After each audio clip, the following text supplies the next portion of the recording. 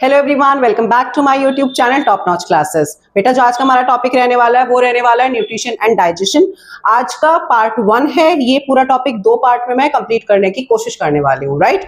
सो इस वीडियो में मैं आपको न्यूट्रिशन, उसके type and overall function of nutrition बताने वाली हूँ। उसके बाद हम डाइजेशन पे चलेंगे। डाइजेशन का भी हम सिर्फ डाइजेस्टिव सिस्टम का आज डायग्राम बनाएंगे, ठीक है। प्रोसेस जो है हम नेक्स्ट वीडियो में करेंगे, राइट। सो स्टार्ट करते हैं विदाउट वेस्टिंग टाइम। पहला वर्ड है न्यूट्रिशन। अब क्वेश्चन ये उठता है बच्चे, व्हाट इज न्यूट्रिशन। अगर आपको मैं ये कहूं न्यूट्रिशन को आप क्या करें, डिफाइन करें, तो सीधा साफ बात है, जो खाना हम खाते हैं एनर्जी के लिए, for production of energy in our body, हम क्या खाते हैं, फूड दैट वी ईट, वही क्या होता है, हमारा न्यूट्रिशन होता है, राइट। न्यूट्रिशन वो खाना जो हम अपनी बॉडी में ले जाते हैं और उसकी ही हेल्प से हम क्या बनाते हैं, फंक्शन वर्क करने के लिए हम क्या बनाते हैं, एनर्जी बनाते हैं। वो खाना क्या कहलाता है, हमारा न्यूट्रिशन कहलाता है, राइट। अब न्यूट्रिशन कितने टाइप का होता है, टाइप्स ऑफ न्यूट्रिशन। अगर आप मोड की बात करें तो न्यूट्रिशन कितने टाइप का होता है। न्यूट्रिशन होता है बच्चे 2 टाइप का। First autotrophic nutrition and second होता है हेटेरोट्रॉपिक न्यूट्रिशन। ओके, यानी कि auto means self, hetero means others. अगर इन छोटी छोटे वर्ड्स का मीनिंग पता है तो डेफिनेशन बहुत इजी हो जाती है।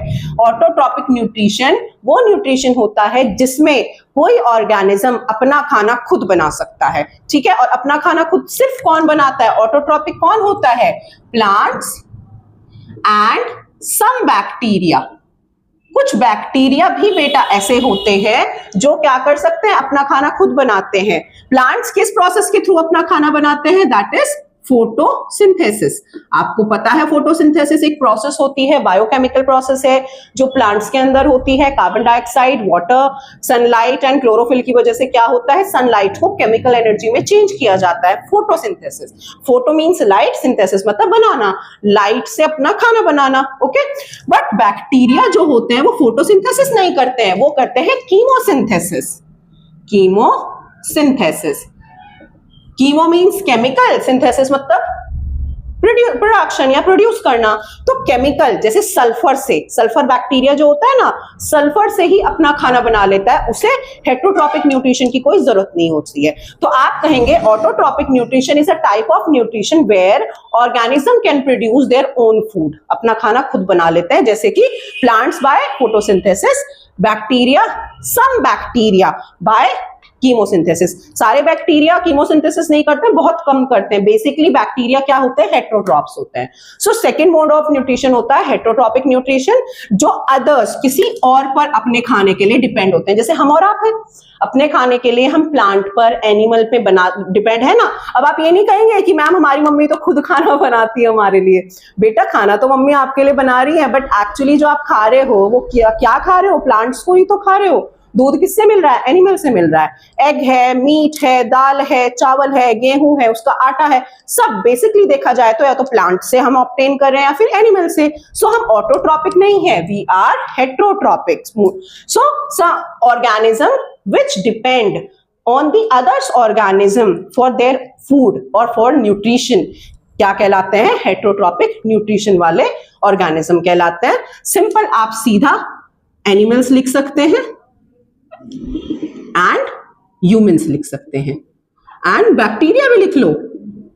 मोस्ट बैक्टीरिया यहीं पर आते हैं, ज्यादातर यहीं पाते हैं। मुझे लिखना पड़ रहा है क्योंकि यहाँ सम बैक्टीरिया, तो यहाँ ज्यादा बैक्टीरिया लिखना लगेंगे, नहीं तो आप लोग कहेंगे मैम बैक्टीरिया तो आपने ऑटोट्रॉपिक बता दिया था, राइट। सो बैक्टीरिया यहाँ पे भी आएंगे, एंड फंगी भी लिख लेते हैं। यहाँ पे फंगी भी क्या है, आपके हेटेरोट्रॉपिक है।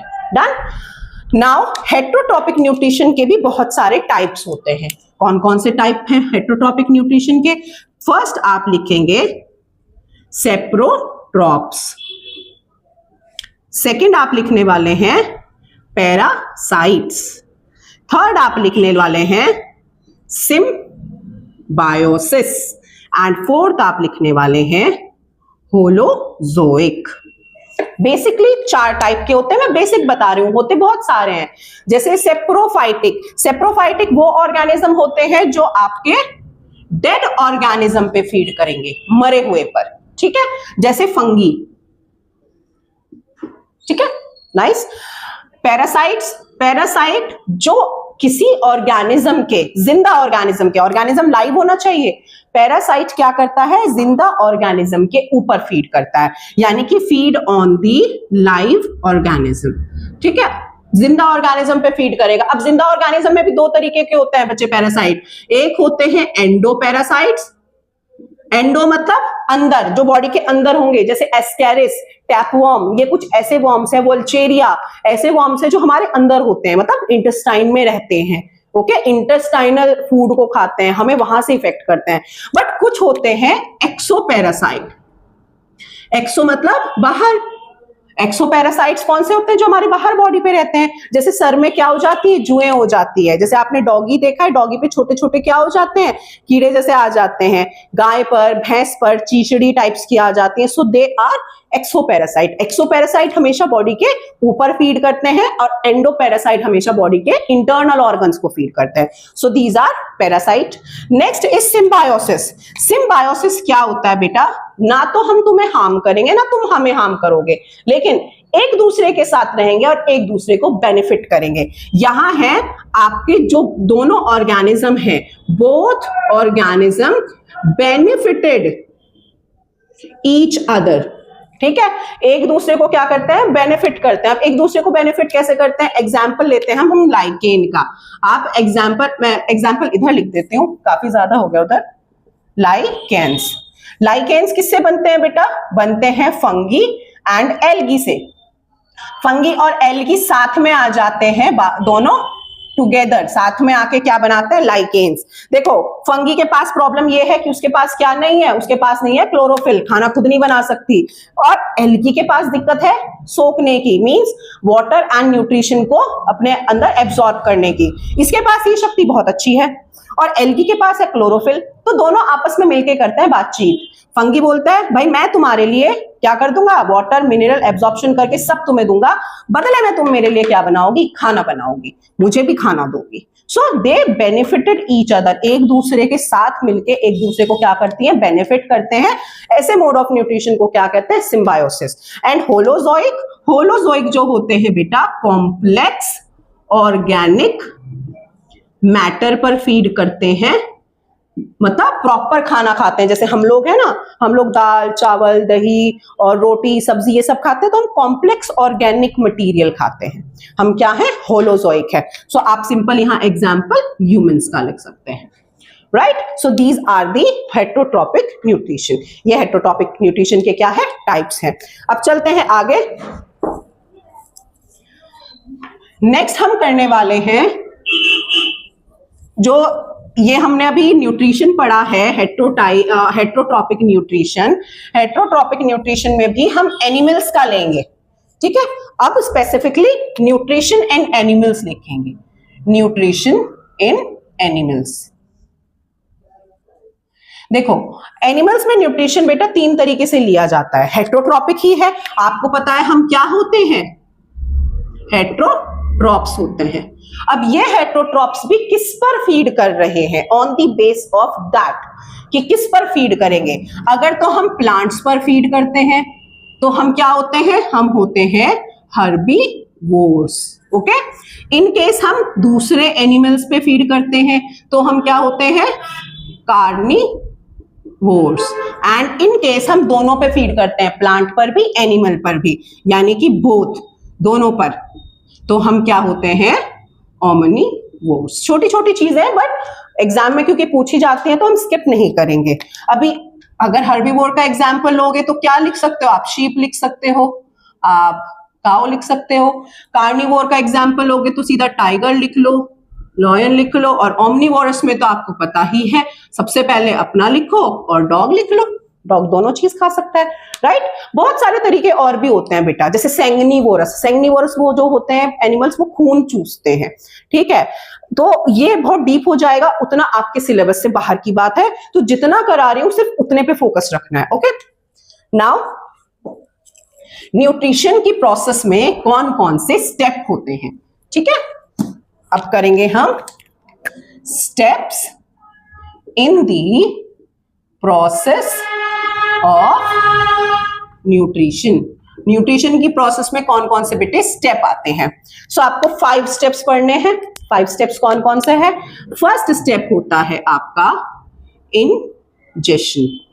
इंजेशन मतलब खाना मुंह में डालना, इंजेक्ट कर दिया आपने खाना, ओके। अब क्या करेंगे इंजेशन की बात, हम करेंगे इंजेशन के बाद डाइजेशन।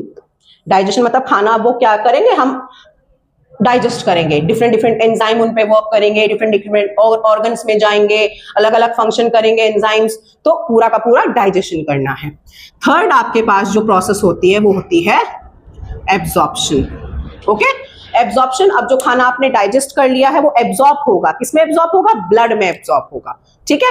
ब्लड कहां तक ले जाएगा, पूरी बॉडी तक, हर एक सेल को खाना देगा, और खाना खा के आपकी सेल क्या प्रोड्यूस करेगी, एनर्जी। तो उस खाने से आपके एनर्जी बन रही है, यानी कि खाने को आप यूज कर रहे हो एनर्जी बनाने के लिए। इस प्रोसेस को हम 4th स्टेप कहते हैं assimilation, okay, assimilation, right. And last आपका 5th होता है इजेशन। इजेशन मतलब जो खाना आपका फाइबर वगैरह थे जो आपके रह गए थे डाइजेस्ट होने के लिए, अब वो किसी काम के नहीं है, तो अगले दिन सुबह आप फ्रेश होके आते हो, एक्सक्रीट आउट करके आते हो, so that is egestion. So step पूरा यहीं से चलता है। पहले होता है इंजेशन, दैट डाइजेशन, डाइजेशन के बाद एब्जॉर्प्शन, फिर हम एनर्जी बना लेंगे और बचा कुचा खाना क्या करेंगे बॉडी से, नॉट खाना बट वेस्ट मटेरियल, जो अनडाइजेस्टेड फूड रह गया है, जो किसी काम का नहीं है, उसे क्या करेंगे हम बॉडी से बाहर थ्रो आउट करेंगे। So these are the 5 steps in the nutrition. अब चलते हैं diagram of human digestive system की तरफ, यानी कि हम डाइजेशन इन ह्यूमन स्टार्ट कर रहे हैं, बट सबसे पहले हम क्या बनाएंगे, डायग्राम बनाएंगे, ओके।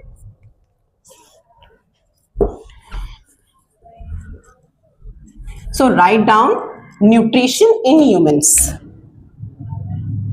Nutrition in humans. अब आपको डाइजेस्टिव सिस्टम का डायग्राम बनाना है, किसका, डाइजेस्टिव सिस्टम का।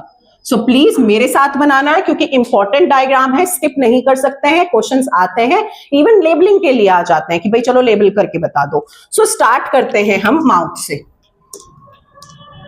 सी, ये आपका माउथ है, और ये माउथ के अंदर की क्या है, buccal cavity, this is mouth. और जो अंदर का पार्ट है जिसमें आपकी टंग रहती है, टीथ होते हैं, ये सारा क्या होता है, buccal cavity, okay. Buccal cavity खुलती है नीचे, यहां पर ऊपर है फेरिंग्स, ओके।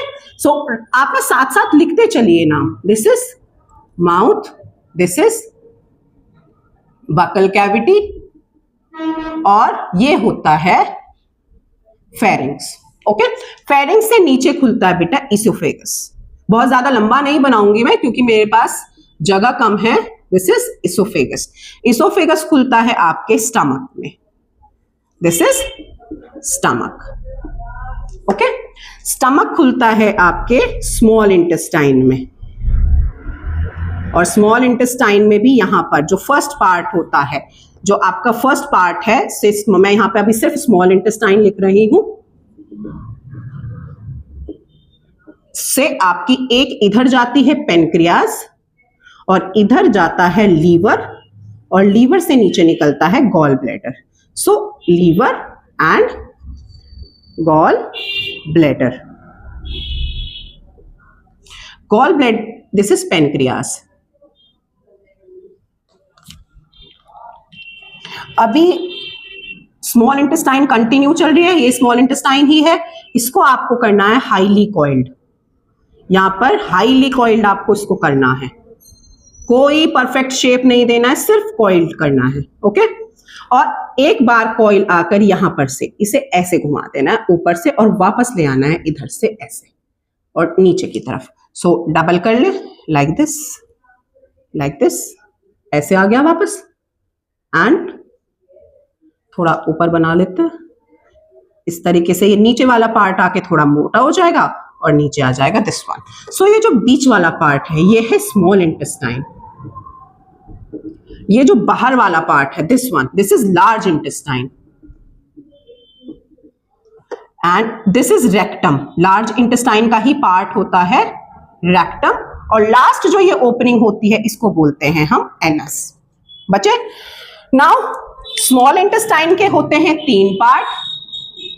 फर्स्ट पार्ट जो ये वाला पार्ट था, दिस वन पार्ट इज ड्यूodenum, जो बीच में ये पार्ट होता है कॉल्ड, ये 2 पार्ट में डिवाइड होता है, एक होता है जेजियम, लास्ट होता है इलियम।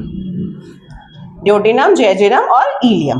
अब जैसे आपके स्मॉल इंटेस्टाइन के 3 पार्ट थे, लार्ज इंटेस्टाइन के भी 3 ही पार्ट होते हैं। एक पार्ट तो रेक्टम है ही है, ऑलरेडी मैं बता चुकी हूं यहां पर, this is rectum. First part को हम बोलते हैं कॉलन, दिस इज कॉलन। लेकिन खाना ना ऊपर को जाता है ऐसे, तो ऊपर जा रहा है यानी कि असेंडिंग है, ऊपर की तरफ चलना असेंडिंग, तो इसको हम नाम देते हैं असेंडिंग कॉलन। ये this one also called colon, लेकिन क्योंकि इसमें खाना क्या जा रहा है, ट्रांसवर्स जा रहा है, एक जगह से दूसरी जगह जा रहा है, तो इसको हम नाम देते हैं, this one part is transverse colon, and this one is also colon, ये वाला, लेकिन ये नीचे की तरफ जा रहा है, तो इसको हम नाम देते हैं डिसेंडिंग कॉलन। आई थिंक समझ आ रहा है। अभी इसका जो यहां पर ये वाला पार्ट था, जो स्मॉल इंटेस्टाइन और लार्ज इंटेस्टाइन को जोड़ता है, जहां से अपेंडिक्स भी निकलती है आपकी, इस पार्ट को हम नाम देते हैं सीजियम।